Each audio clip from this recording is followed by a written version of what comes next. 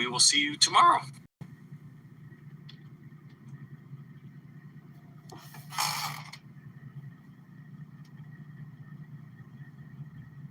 That was fun.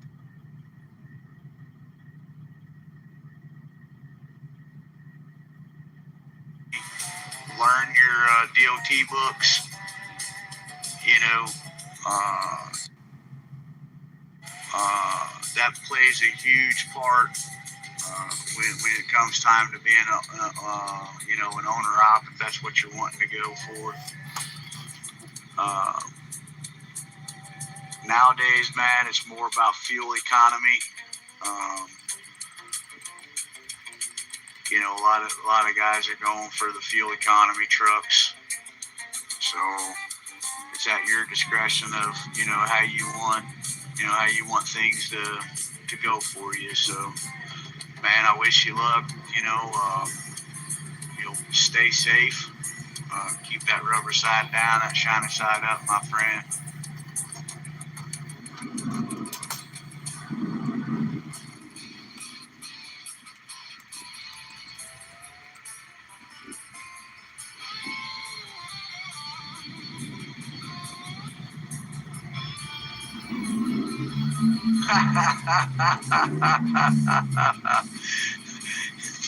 That's right, man. Crashed in before. That way not to crash yours, right? But yeah, man. Like I said, man, thanks for stopping by the channel, man. Appreciate you. Like I said, man, just if you subscribe, thank you. Thank you for subscribing. If you have not, that's okay too. Just look for me to do the news feeds or whatever, man. But yeah, come on back, man. Come back and hang out with us. I'll be live again tomorrow night at 11 p.m. Good night, Southern. So yeah, man. All right, guys. Y'all know, man. Always be kind. When they need to hear those kind words, treat others the way you want to be treated. I think that's the strong things in life. Treat others how you want to be treated.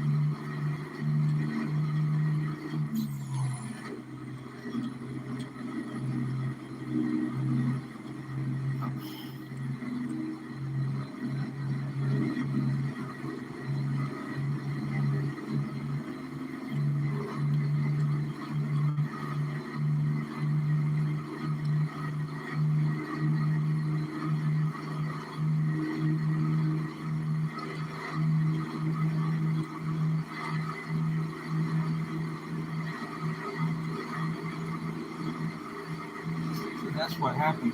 Anytime I kept going to Smoky Bandit truck, it kept bringing up the W900 Super Sleeper truck. So I overrided it somehow. I don't know.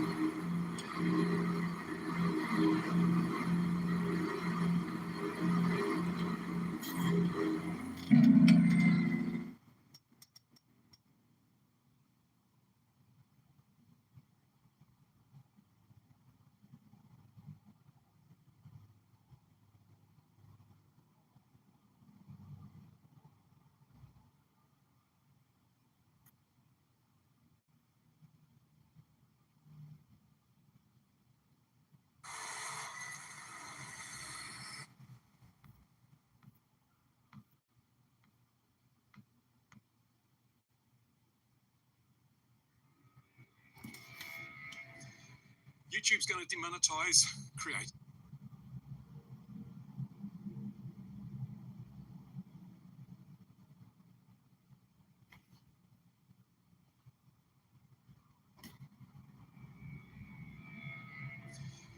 YouTube's going to demonetize creators.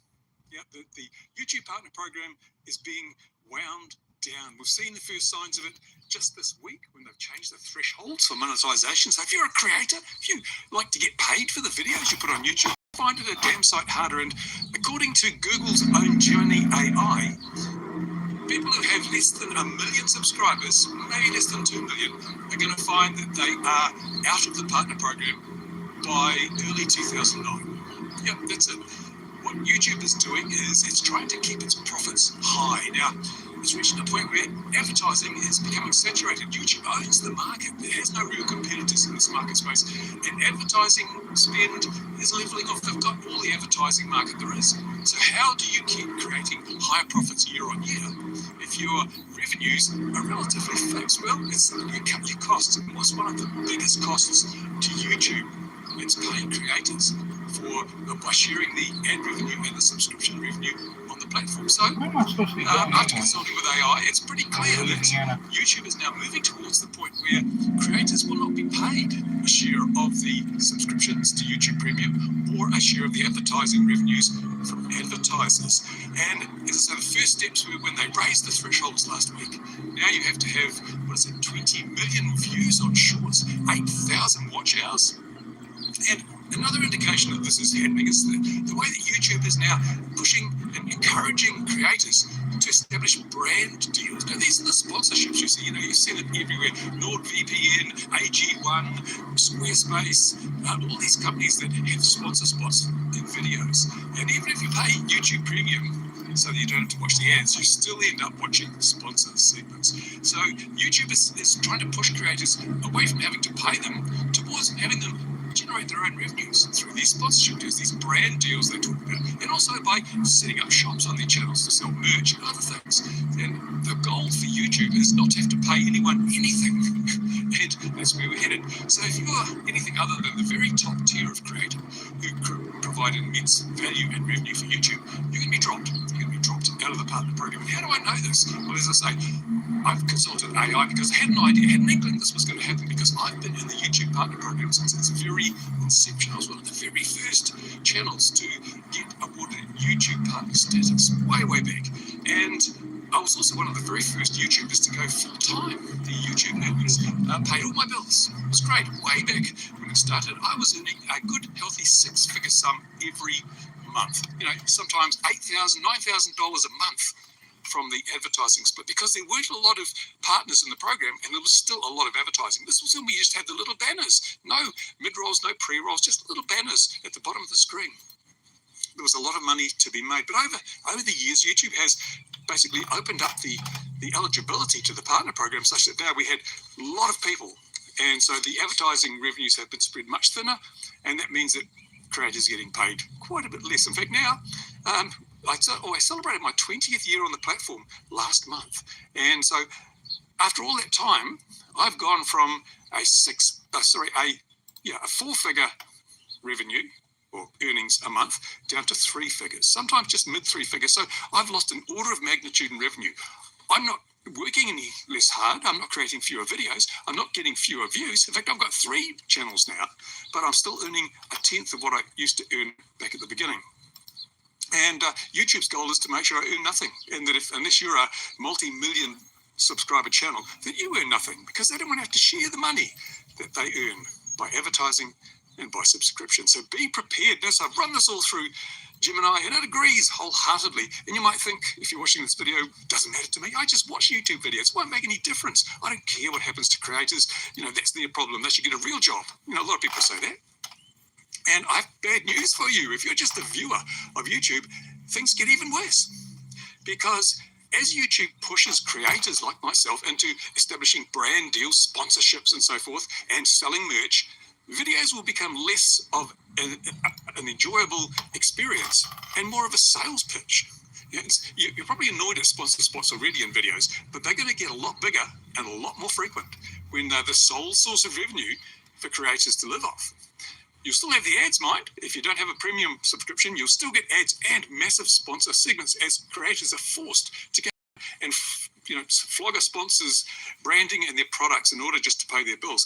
Plus, of course, you're going to have them flogging their own merch because they need to use that to pay the bill. So the whole YouTube experience is going to change very much for the worse. It's going to be almost like the shopping channel.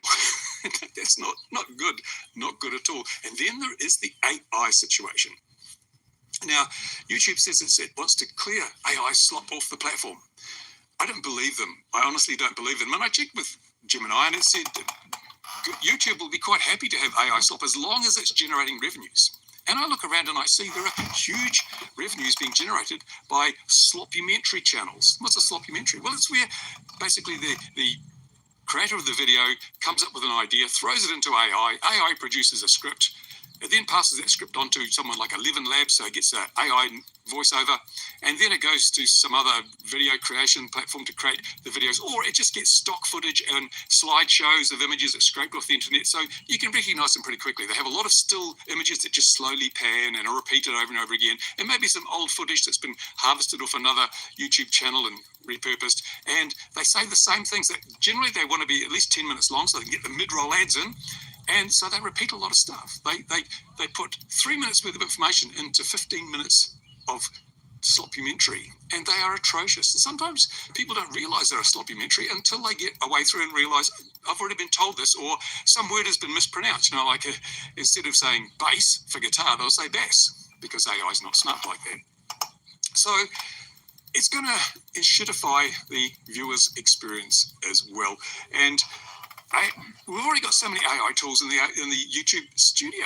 If you're a creator, if you don't know this, if you're just a watcher, creators, we have a studio, YouTube studio, where we have resources we can use. One of those resources is the inspiration tab.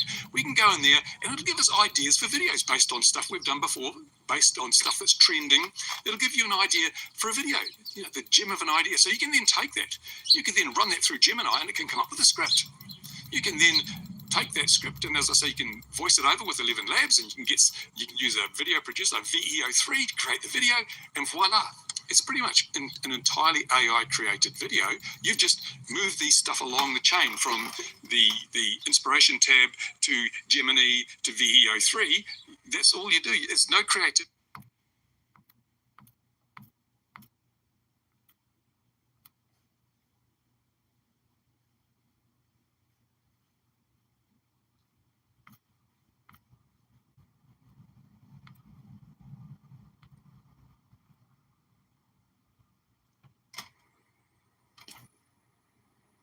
Ban him now. We'll see.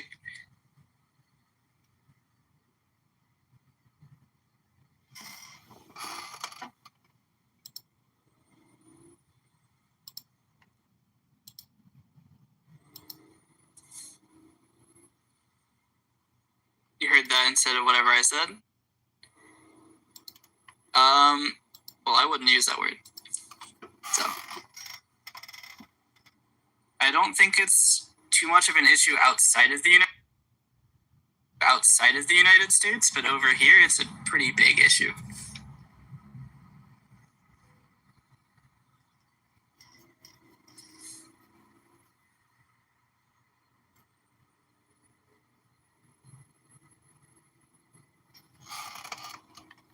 I think I know the slur. Yep.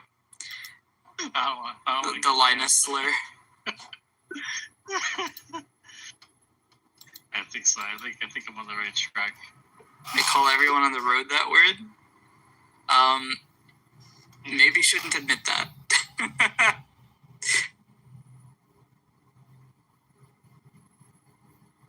Digital footprint. That's the kind of thing that if you say it on stream, you can get banned.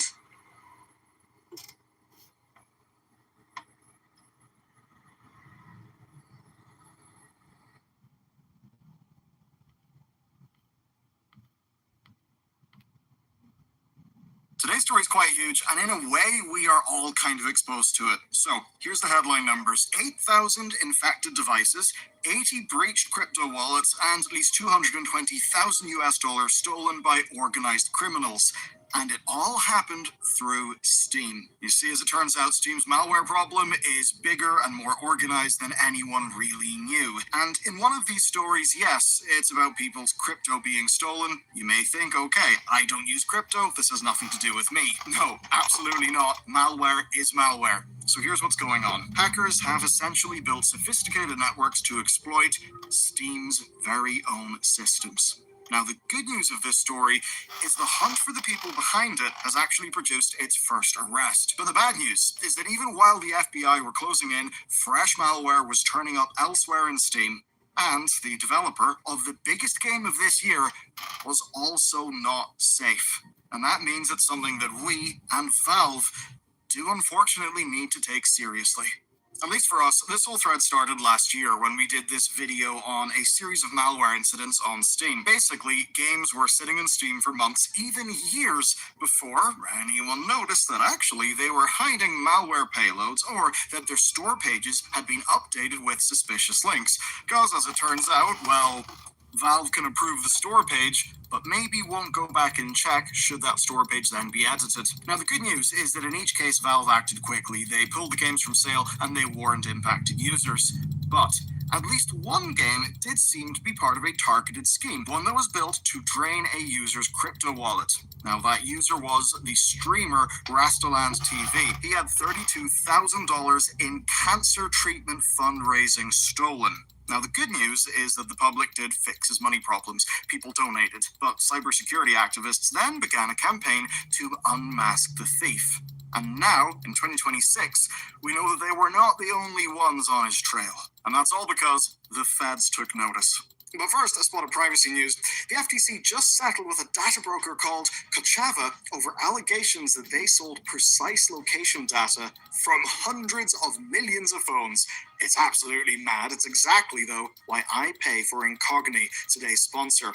Now, the sorts of data in that case are the kind the FTC alleged could actually reveal visits to sensitive places like, say, health facilities or maybe a place of worship. The grim part of the world we find ourselves in. Now, Incogni is a service that figures out which data brokers are sitting on your personal info and then sends removal requests on your behalf. And it keeps doing it. And that's important because brokers reacquire your data pretty much the second they can. You get a lovely dashboard showing who's been contacted, who's complied, and even how exposed you actually are. And they cover a wide range of data brokers, including the people search sites that quite literally list people's personal details publicly. It's insane. They've been independently verified by Deloitte as well, which does matter when the product is basically fighting paperwork goblins for you.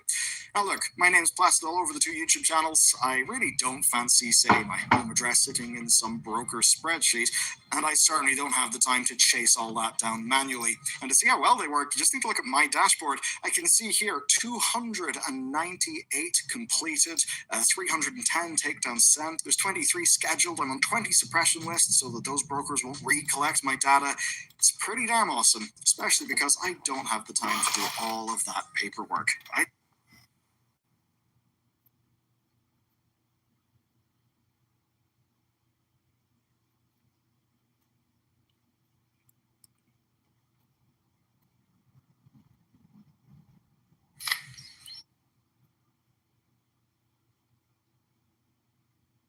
Hey buddy, tired of those old mods where the truck smokes with the engine off or frozen in place?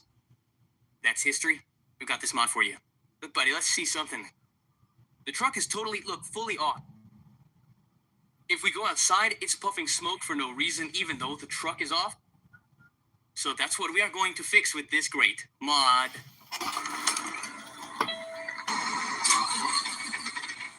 Well, today I present to you the real SMG. This is what our truck simulator, and well, when the engine is accelerating fully, as we see here, the smoke increases, and this is now realistic. You can also customize the color you want the smoke to be.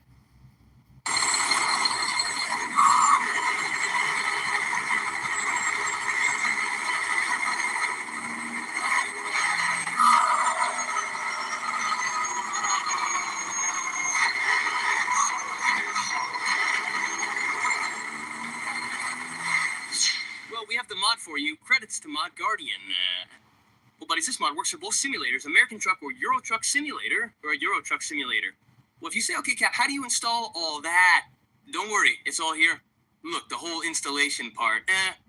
And well, what's happening? This add-on for this mod is practically a plug-in. It says the realistic mod, emissions respond to acceleration, RPM, gear shifts, clutch, vehicle speed, ignition, and engine load. MESA. Going a loaded trailer uphill increases engine load and can produce a greater exhaust effect. Releasing the accelerator, cruising at a constant speed with low load reduces it. So what are they trying to tell us here, buddy? Hey, that the more we accelerate, the more smoke, because we are demanding more power from the engine itself. And before, what was it like? Before it was the one here, which was continuous mode, man. As I showed in the video, the truck wouldn't even start, and it was already blowing smoke. It looked like the truck was gonna catch fire for no reason. So how is the installation? You install it here, buddy. And up here are the ones for those installing ETS. Is the same. The guide is there. It's practically the same because both simulators are developed by SCS software. Well, my friends, right away, you say, okay, how does it go? So you download this, look, click here and download this. Mod Guardi.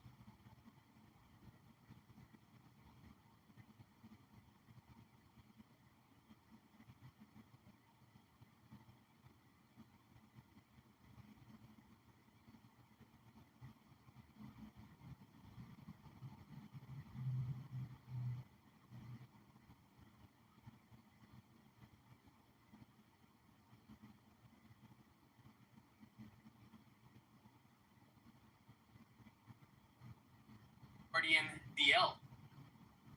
This one too, which is the plugin. Look, you download it here and place it in Steam in the Win64 plugins folder. Yes, we're gonna do that now. So look, we come here and start the download. What says here that the download is unverified and blocked? Relax, guys, just relax. But you just come here, click download, file anyway, and it says activate. Mod, open the mod manager.